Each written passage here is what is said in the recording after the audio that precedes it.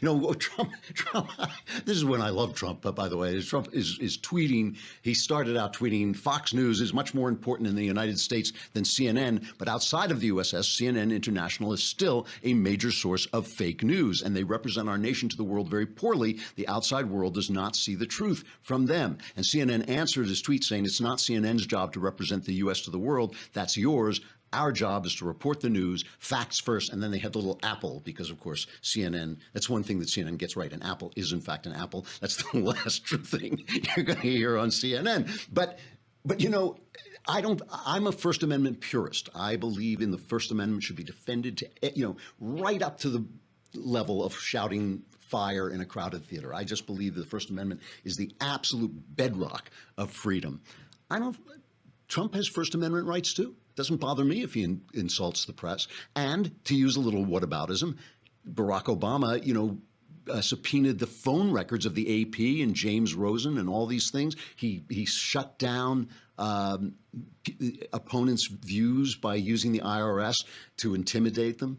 You know, that was a threat. To me, that's a threat to the First Amendment. Trump criticizing CNN. And then, by the way, just Trump, I don't know if it was late yesterday or today, he tweeted, we should have a contest as to which of the networks plus CNN, and not including Fox, is the most dishonest, corrupt, and or distorted in its political coverage of your favorite president, me. They are all bad. The winner will receive the fake news trophy. So I love this. You know, I love this. So this is what they're worried about. This is what the liberals who said Trump is destroying the nation, it's basically his bad manners. And I have talked about that. And I have said that I don't like his bad manners. I don't like the bullying. But the left has essentially co-opted manners as a way of defending their point of view. Anything you say, if you say, oh, well, you know, the election of Barack Obama was a dark day for our country. They say, you said dark, you're a racist, you hate black people. You know, they have made our opinions impolite. And so in order to fight back against them, I think it's just possible that we had to send a guy who doesn't have very good manners to fight back against them. And that's a sad thing, and that speaks very badly for the country. All right. So we're having this whole sexual craziness going on, you know, all these charges. And of course, as I was joking at the top of the show, the rules are completely different. Everybody's yelling, oh my gosh, you have to get rid of Roy Moore. Everybody, why don't you stand up against Roy Moore? But then when it comes to Al Franken, not so much. That doesn't have to. The guy, John Conyers, who's like 80 now. I mean, here's a guy. There was a conversation. I don't have a cut list, but there was a conversation on ABC, I think it was, and they were all discussing John Conyers, who's been in the Senate forever and has now been charged with all kinds of misbehavior and with paying out. What's that? Oh, sorry, in front of my laptop. Thank you. There it is. He's been charged with all kinds of misbehavior and with paying out all this money to silence people. He stepped down from he was a ranking Democrat member on the House Judiciary Committee, and he stepped down on Sunday because of these accusations, but he says he won't quit. So Cokie Roberts was on this ABC panel. Listen to what the journalists are saying about it. The fact that people are willing to be public can change things. I mean, we all talked about for years. A little bit at a time. You know, don't get in the elevator with him. You know, and every female in the press corps knew that, right? Don't get in the elevator with him. Now people are saying it out loud. And I think that does make it. That is a change. So wait a minute. I mean, these were the guys who were telling us that facts first and everything, you know, they're the arbiter of the truth. Why all these years? Could Cokie Roberts not get in an elevator with John Conyers? You know, I mean, because these are things like, listen, I'm willing to admit there are a lot of gray areas. I'm willing to admit there are a lot of gray areas in sexual interactions, and you know, you might not know, you might read signals wrong, you might be overly aggressive, you might do something stupid, you might be a little drunk, all those things. But you can't get in an elevator with a guy. You know, you can't get in an elevator with a guy. The guy's a predator. And yet, then they bring on Nancy Pelosi and they say, well, shouldn't, you know, after all these big moral grandstanding over Roy Moore, they asked Nancy Pelosi if Conyers should quit, and here's her answer. John Conyers is an icon in our country. He has done a great deal to protect women, Violence Against Women Act, which the right wing is now quoting me as praising him for his work on that, and he did great work on that. But the fact as John reviews his case, which he knows, which I don't, I believe he will Why don't you? I believe that Well, he will. how is it that Excuse you me, may don't? I finish my Sure, sentence? sure. That he will do the right thing. And is the right thing what? Resign? He will do the right thing in terms of what he knows about his situation, that he's entitled to due process, but women are entitled to due process as well. But he took advantage of a situation where he had the rules of Congress, and I know you guys want to change these rules, but he got to hide his settlement. He got to, his accusers had to go through all sorts of craziness. So why is he entitled to new due process in this case? No, we are talking about what we have heard.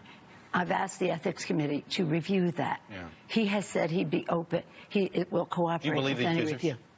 Excuse me? Do you believe John Conyers' accusers? I don't know who they are. Do you? They have not really come forward.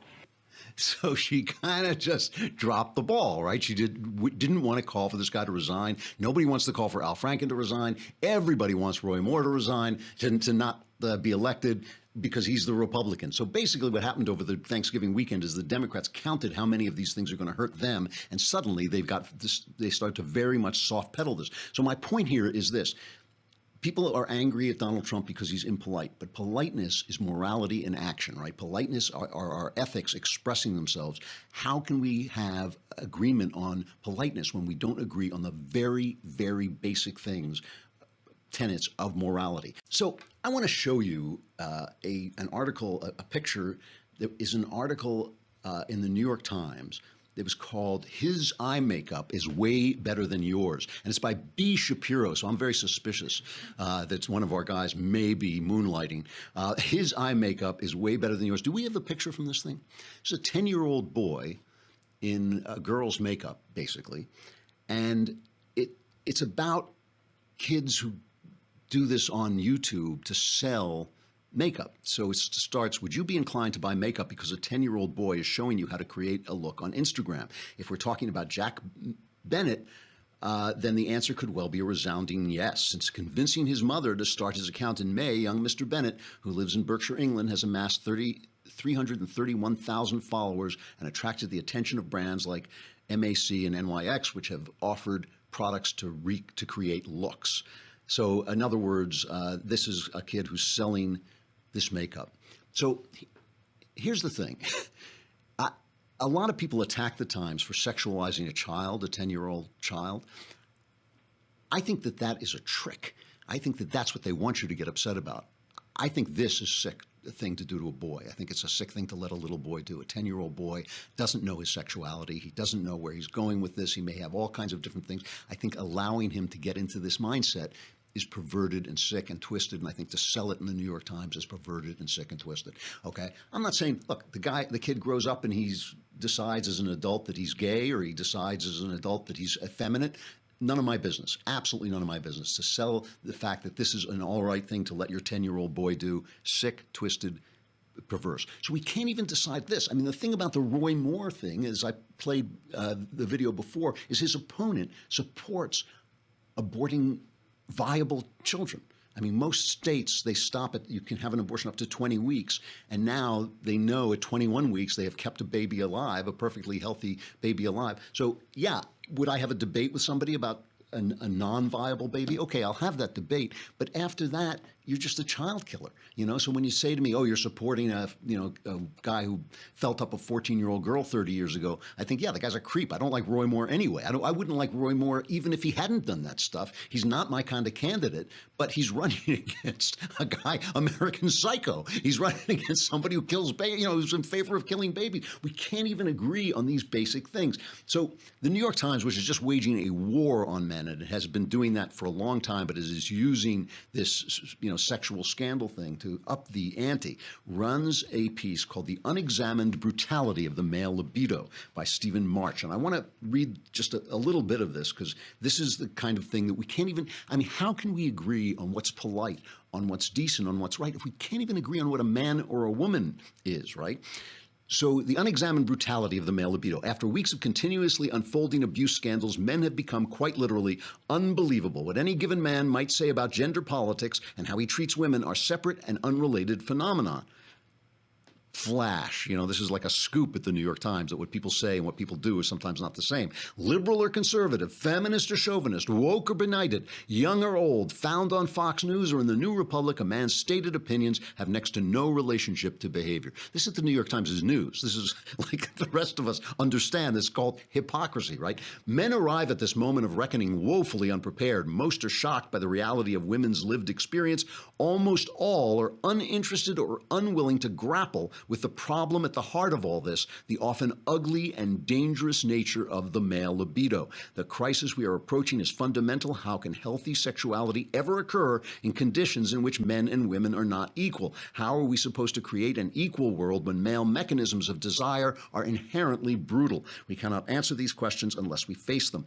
I'm not asking for male consciousness-raising groups. Let's start with basic understanding that masculinity is a subject worth thinking about. Now, I always love when the left catches up with us because we've been talking about masculinity all this time.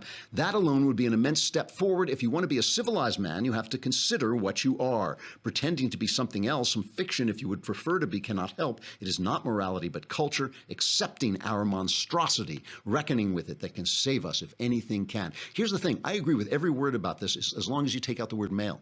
As long as you say that it's about everybody's libido is dangerous and violent. And, you know, that's what I was talking about Charles Manson. Like, Charles Manson wouldn't have been Charles Manson if women hadn't flocked to him, if women didn't have that. Like, I didn't write the book 50 Shades of Grey. I scrolled through the movie 50 Shades of Grey, and I was shocked at the brutality of it. I was shocked at what a woman's fantasy looks like. I mean, how would I know? How would I know? I mean, that a woman's fantasy might involve a little towel snapping and, you know, slapping, or what the British call slap and tickle. That doesn't shock me at all. But that thing was brutal. That was brutal. I was kind of watching it through my fingers. You know, like, really? That's the fantasy? So, I mean, it's like these guys are not accepting sexuality at all. They're not accepting the nature of sexuality at all.